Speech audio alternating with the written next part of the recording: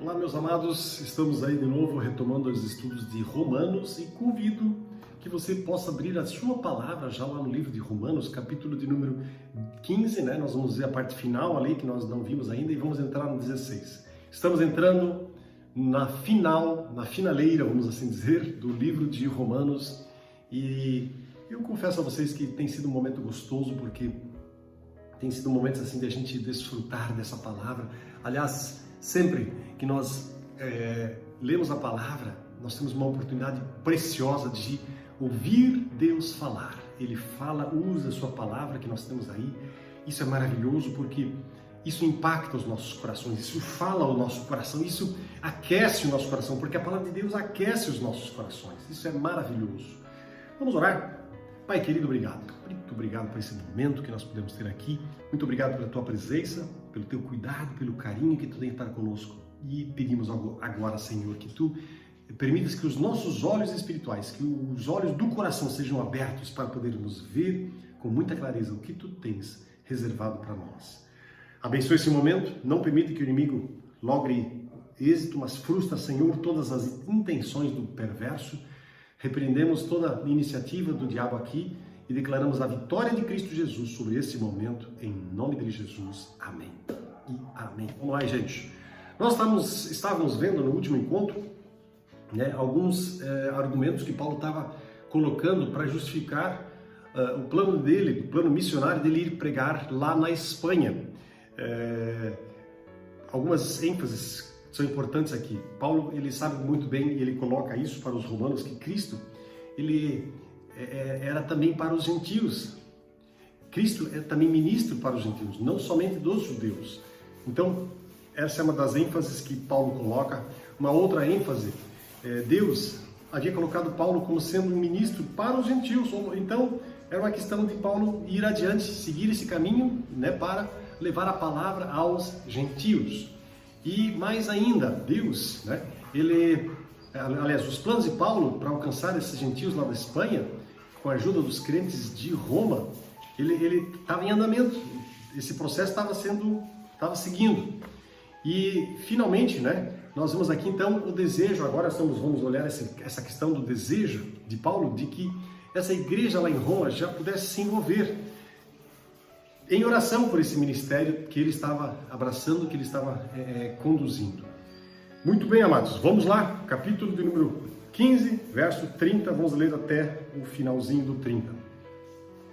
Ali diz o seguinte: vocês querem ser meus companheiros de oração?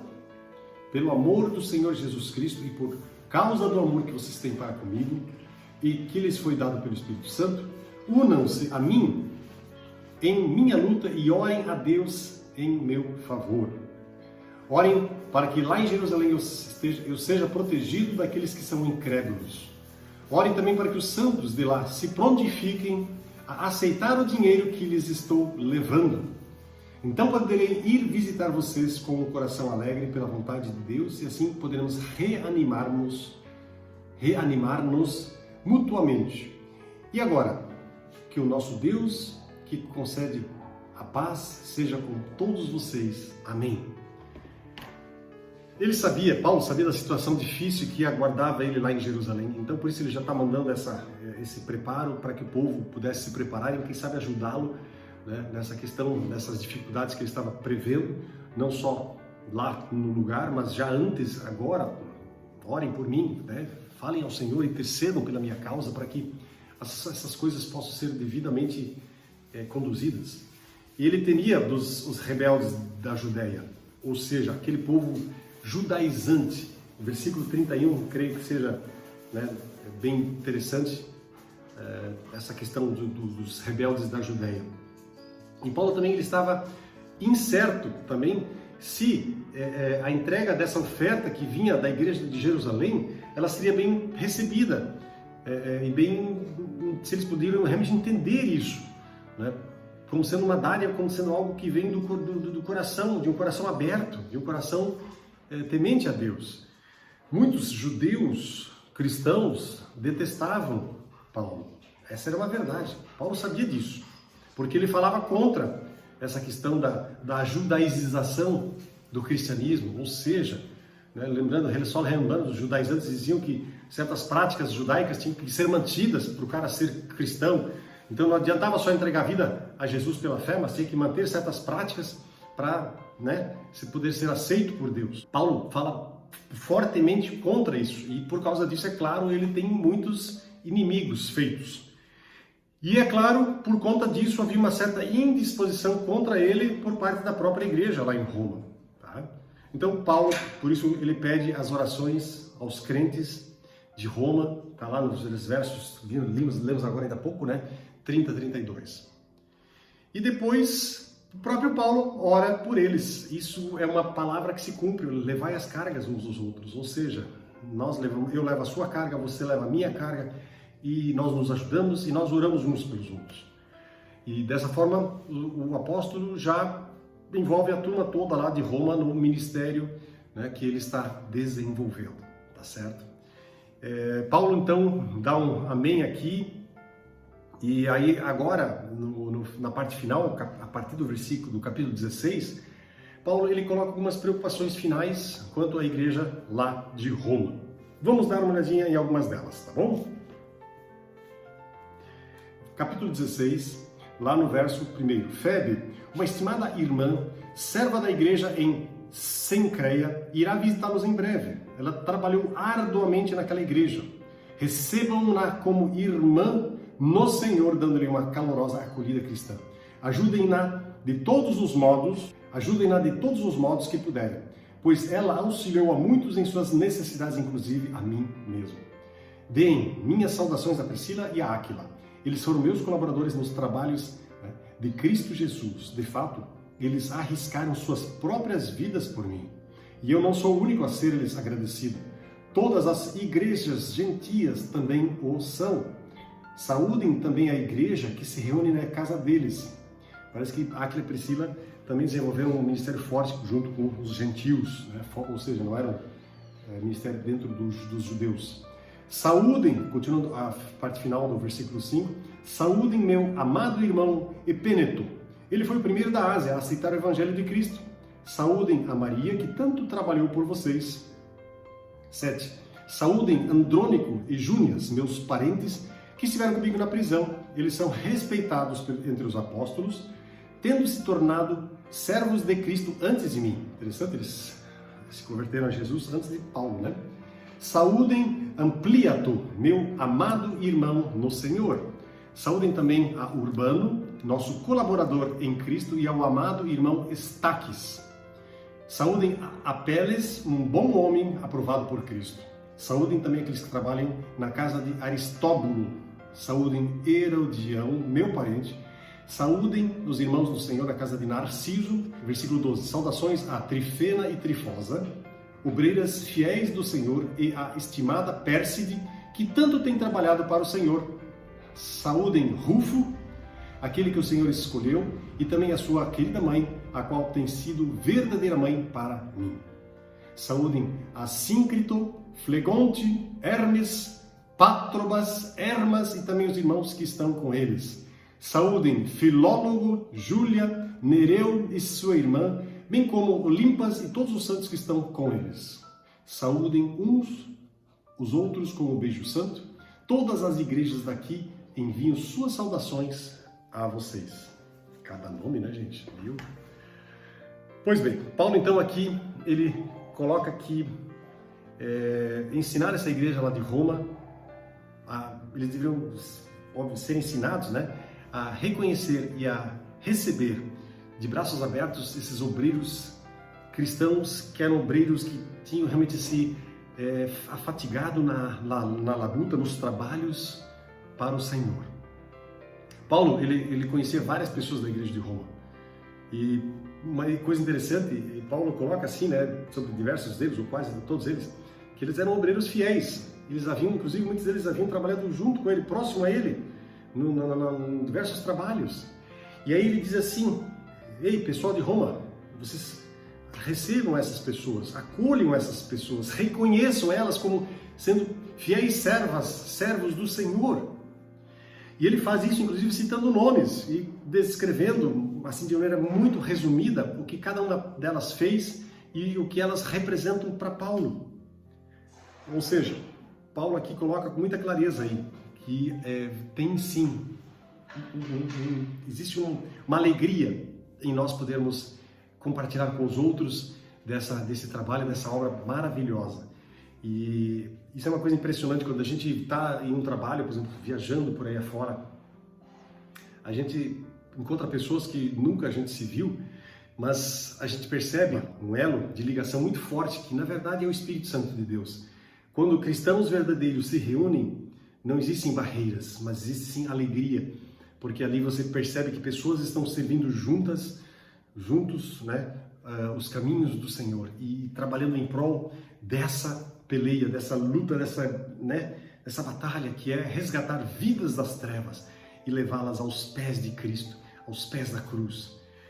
Pois bem, aí nos versos 17 até no 20, ele faz mais algumas considerações, ele adverte a igreja para que não receba os maus obreiros.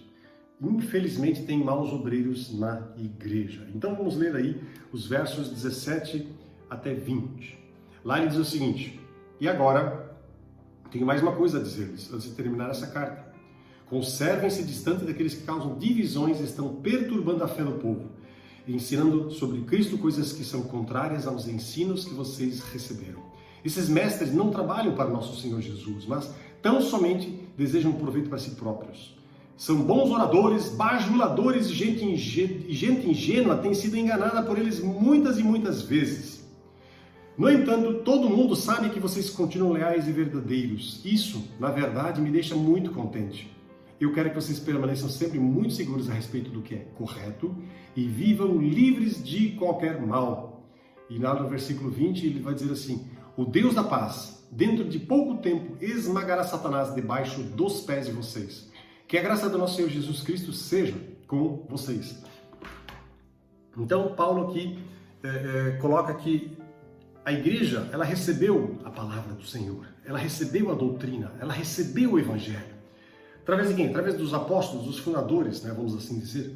Através de Jesus mesmo, né, falou aos apóstolos. A igreja recebeu também através de obreiros, fiéis obreiros, que vieram depois dos apóstolos, que vieram trazendo a palavra do Senhor. E isso sim era o fundamento, isso era o referencial para a verdade. A palavra de Deus, ela é a verdade. E nós precisamos nos fundamentar nela, por isso nós estamos nessa caminhada, amados. Nós precisamos conhecer a palavra para que a gente não seja enganado. Para que quando um obreiro, um pregador estiver pregando a palavra, você possa dizer: opa, isso aqui não está na Bíblia. Não, nunca vi isso. Amados, mais do que tudo, mais do que conhecer muito a palavra, nós precisamos da presença de Jesus Cristo nos nossos corações. Nós precisamos da presença do Espírito Santo aqui dentro. Ele é quem faz a gente entender a palavra com clareza. Então, são duas coisas fundamentais. Ter o Espírito Santo de Deus dentro de você, né? Por isso você precisa entregar a vida para Jesus e você precisa caminhar com Ele. E segundo, tem que ler a palavra. Daí nós sim saberemos o que é certo, o que não é certo. O Senhor vai nos orientar nesse sentido. E pessoas, obreiros cristãos fervorosos vão nos ajudar nesse particular. Mas existem aqueles obreiros perversos, os maus obreiros, que Paulo estava desejando aqui que o povo ficasse livre deles, que as pessoas ficassem precavidas contra essa turma, essas aves de rapina. Interessante que muitos deles começaram dentro da igreja, mas aí eles se perverteram. Falsos mestres, que promoviam o quê? Divisões, traziam escândalos para a igreja, traziam palavras que estavam em desacordo com a doutrina. Cuide, por exemplo, daqueles caras que vêm e dizem para você: Deus me deu uma palavra, que você precisa fazer isso, mais aquilo. Se aquilo é novo para ti, é porque na verdade aquele profeta, entre aspas, falso profeta, não tem palavra nenhuma do Senhor para você. A palavra de um profeta, quando ele chega para ti e diz: eu tenho uma palavra que eu creio seja do Senhor, ele não chega e diz: Deus mandou dizer o seguinte. Ele chega com muita calma, com muita paciência e diz: eu creio que o Senhor me pediu para te falar alguma coisa. E quando ele fala alguma coisa para você, na verdade o Senhor já antes falou contigo. Então aquilo não é uma coisa que está acontecendo ali do nada, entendeu? Deus já falou de antemão com você. E quando o profeta chega para você, você sim tem ali confirmado essa palavra, né? Então tem diversos detalhes assim que são muito importantes para a gente não ser enganado. E, claro, a palavra que o profeta vai te trazer sempre, ela precisa estar de acordo com a palavra de Deus. Ela tem que fechar 100%. Se tem uma pontinha de dúvida, amados, cai fora. É cilada, tá certo? Então, naquela época, as principais heresias eram o quê? O legalismo judaico, nós já falamos bastante sobre isso, dos judaizantes, que eram condições para salvação. E também havia já nessa época formas iniciais de gnosticismo, gnose, né?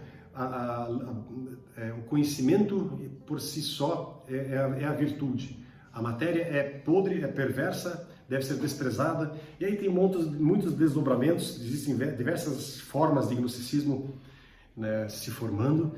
E Paulo já está vendo que o negócio está começando a pegar, então ele diz, olha, cuida dessa gente aí. O que a igreja deveria fazer? Ela deveria o quê? Notar bem aquelas pessoas que trazem mensagens perversas, erradas, duvidosas e, segundo, se afastar deles. Ao contrário dos obreiros fiéis, né? Desses vocês se aproximam, mas desses lá que trazem palavras duvidosas, se mandem, caem fora. E os motivos? Quais eram os motivos para que a gente se afastasse dessa turma perversa aí? Havia o caráter dos falsos mestres, né? Tipo, muitas deles vinham com palavras e profecias e quando você ia atrás e descobria, o cara estava metido em maracutaia. Eu sei de histórias de pastores, profetas que vieram para certas igrejas e que vinham para trazer uma palavra, mas os caras tinham uma mulher, uma amante, em algum lugar por aí. Sabe, gente? Então, é claro que a palavra de Deus ela é soberana por si só que o vaso que está sendo usado para ministrar essa palavra, se ele não estiver limpo, compromete no sentido de que, quem sabe, mais pessoas podem ouvir essa palavra e não vão ouvir.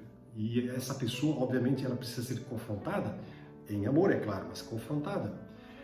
Que mais? Quais outros motivos para rejeitar essa turminha do mal aí? A questão da obediência, a palavra de Deus, pura e simples, ela precisa ser conduzida. 3. O cristão ele precisa ser simples, mas ele tem que ser prudente, ou seja, não vamos, né, enveredar por um caminho confuso. Deus não é Deus de confusão. E uma última questão, a vitória certa de Cristo contra Satanás. Isso está lá no finalzinho, né, do versículo de número 20. Ou seja, o autor das heresias, o estimulador desses maus obreiros, Deus irá sim triunfar sobre ele, definitivamente em um determinado momento da história. Ainda podemos não ver isso, mas certamente um dia isso acontecerá. Então, meus amados, mais uma vez fica o lembrete, estudem a palavra, orem antes de estudar a palavra, orem antes de ler a palavra, orem antes de meditar na palavra, mas por favor, pega essa palavra, leia ela todos os dias, medite nela todos os dias quando você for pegá-la, diga, Senhor meu Deus, manda o teu Espírito Santo para que eu possa entender com clareza o que está escrito aqui. Em nome de Jesus, eu oro, clamo e peço para que essa palavra possa realmente prosperar poderosamente na vida de cada um de vocês. Essa é a minha súplica, esse é o meu clamor por esses trabalhos que nós estamos aí conduzindo, de Romanos, de Gênesis já aconteceu, de Êxodo que está em andamento também. Sabe, amados, nós precisamos crescer no conhecimento e na graça de nosso Senhor Jesus Cristo. E isso acontece quando a palavra de Deus ela está envolvida. Como é que você está com a palavra, amado? Como é que você está com a palavra? Você tem buscado essa palavra? Você tem lido a palavra? Você tem orado com ela, por ela, sobre ela? Você tem clamado e pedido ao Senhor pelo auxílio do alto, para que Ele esclareça as dúvidas que você tem no coração, para que eu e você não sejamos enganados por falsos mestres? Porque infelizmente tem tantos falsos mestres, é uma tristeza ver isso acontecendo nos dias de hoje. Sabe, eu percebo que muitos crentes que se destacam por vezes e que têm certos comportamentos neuróticos ou psicóticos, eles enveredam por esses caminhos de erro, de ensinamentos confusos e totalmente fora. Sabe, amados, nós precisamos estar firme na palavra de Deus, para que a gente, quando chegar diante de uma situação como essa, a gente possa saber, isso não está certo. meu Deus, não é esse Deus aí que ele está falando. Sabe, gente, como é que está a tua vida com Deus? Nós precisamos arrumar tudo que estiver desarrumado, pedir perdão por aquilo que é pecado, mas em nome de Jesus, fala com Deus. Amém? Vamos orar. Senhor nosso Deus, obrigado por esse momento gostoso, poderoso, maravilhoso da tua palavra. Meu Deus, obrigado porque a gente pode falar contigo sabendo que tu tens uma palavra correta, certa, íntegra, justa, honesta. Tu és um Deus de integridade, tu és um Deus santo e soberano, tu és, Pai. Obrigado por isso. Abençoa, Senhor, cada vida, cada um que está agora junto comigo, falando contigo, orando, clamando e buscando a tua face e a tua presença. Eu clamo, peço, suplico em nome de Jesus, que o teu poder se manifeste poderosamente sobre cada uma dessas vidas e que o nome de Jesus Cristo seja engrandecido, glorificado através de cada um deles, para que, ó Deus, muitas e muitas outras vidas possam ser impactadas pela tua presença, pelo teu poder. Abençoa, guarda e proteja-nos em nome de Jesus. Amém e amém. Que gostoso, que bom, né? Podemos ouvir essa palavra maravilhosa de Jesus. Deus abençoe vocês, guarde, né? Fiquem nessa poderosa e maravilhosa paz de Cristo.